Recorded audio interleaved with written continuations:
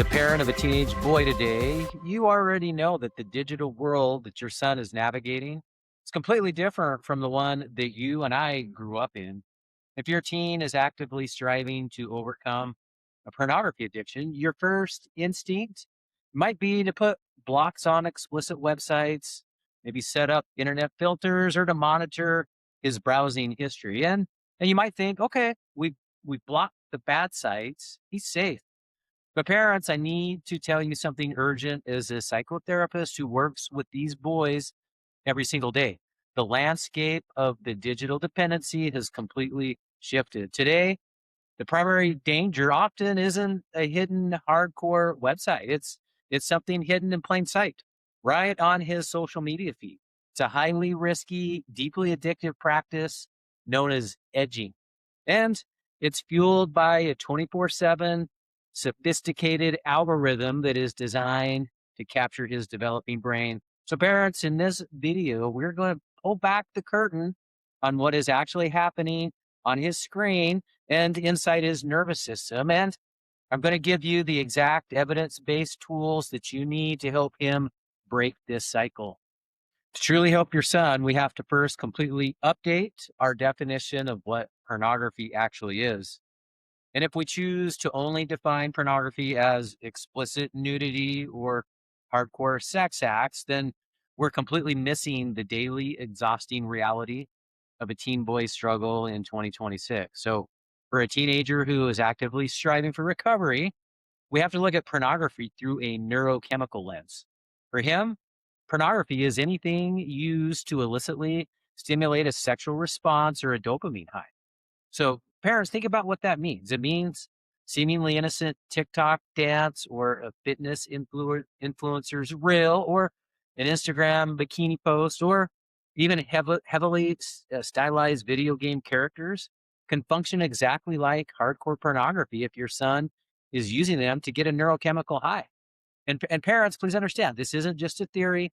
Science backs this up completely. In 2020, landmark study by researcher Lei Han and colleagues directly looked at how human brain processes sexual stimuli, and what they discovered shocked a lot of people, but it made perfect sense to addiction specialists. The study indicated that revealing or partially clothed images can actually be more sexually stimulating and create higher levels of psychological arousal than full nudity.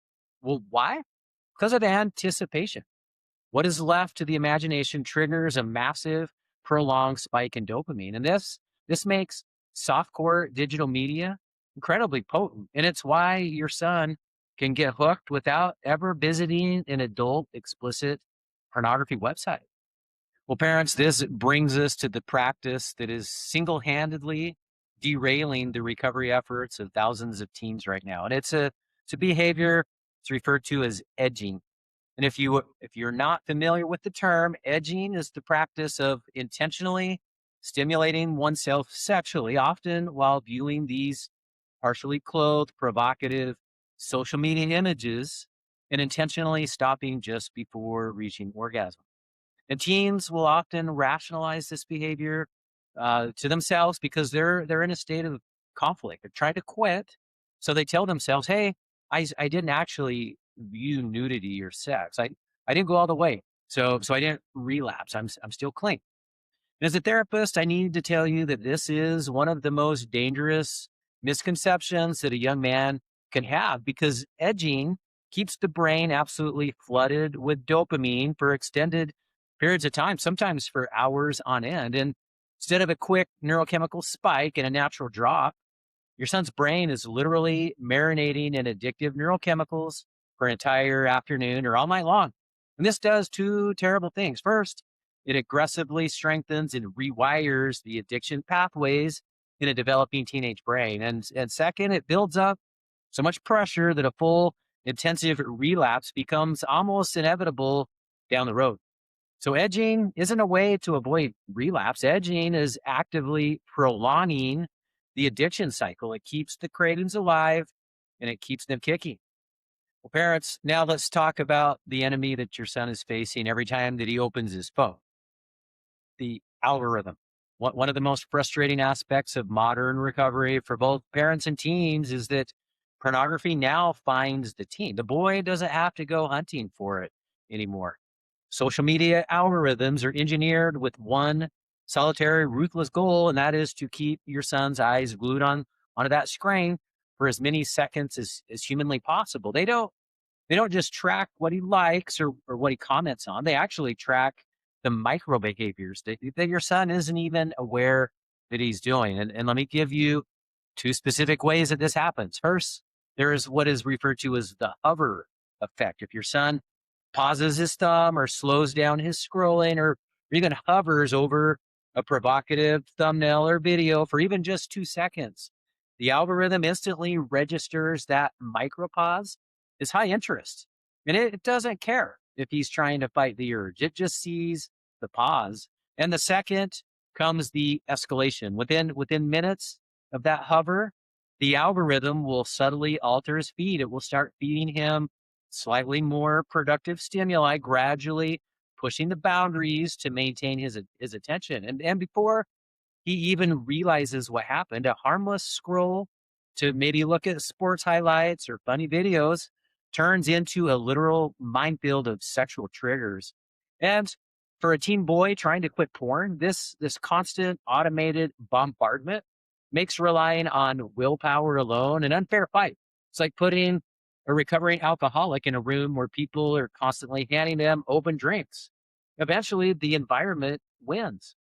So how do we fix this? If your son is caught in this exhausting loop of edging and algorithmic triggers, traditional talking therapies alone, or maybe simply taking his phone away for a week, it's probably not going to be enough to break those deep neural patterns. The true recovery requires disrupting the physical addiction process with targeted evidence-based tools. And parents, today I want to highlight two highly effective interventions that we recommend here at Therapy Associates, depending on where your son is at in his recovery journey.